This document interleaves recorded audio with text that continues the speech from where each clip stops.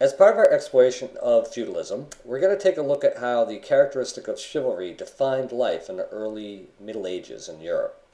So let's take a look then at the world of warriors. Knighthood training would begin at age 7. Again, this would be for children of the nobility.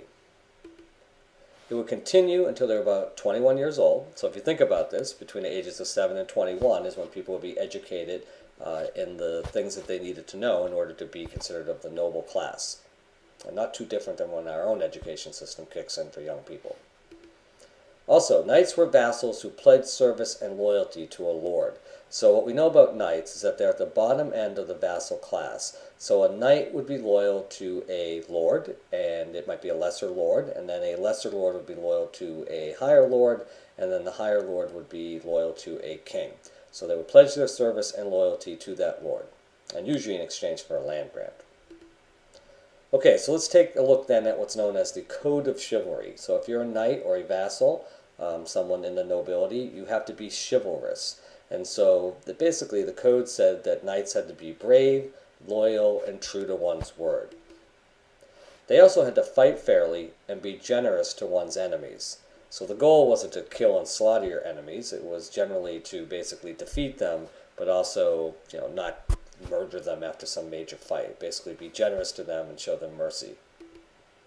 Also, you would want to treat captured knights well and eventually release them for ransom.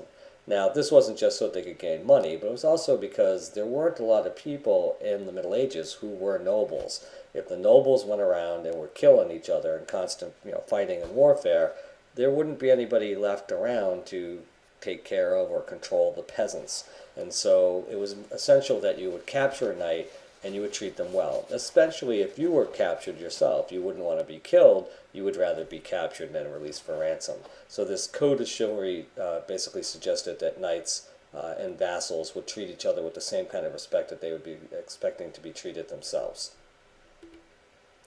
Also, they would protect and cherish women. So it was the standard that somehow vassal men, knights in shining armor, were there to protect women and look out for their best interest. Okay, so what we're going to do in this course is we're actually going to compare chivalry. And the way we're going to do that is we're actually going to take a look at a couple of films. The film I usually have students look at is a film called The Sword of Lancelot. It's actually an older film, and it's quite interesting because it gives us a sort of take of what people thought, let's say, in the 1960s was the concept of chivalry. It's actually kind of funny to watch. The special effects are kind of goofy. And then we have this other film from the mid-1990s called First Knight. And what's interesting about both these films is they're both the story of King Arthur and Lancelot and the betrayal of the two versus the Guinevere, the king's potential wife, and of course Lancelot falls in love with her. So it's that sort of traditional love triangle story.